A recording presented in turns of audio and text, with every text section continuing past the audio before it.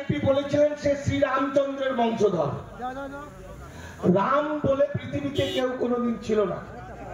350 রকম রামায়ণ আছে পৃথিবীতে। প্রথম যে রামায়ণটা লেখা হয় দশরথ জাতক, সেখানে রাম ছিল সীতার বোন। সেই তৎকালীন যুগে ভাই বোনে বিয়ে হতো। ফলে এটা একটা বিশ্বের অন্যতম মহাকাব্য।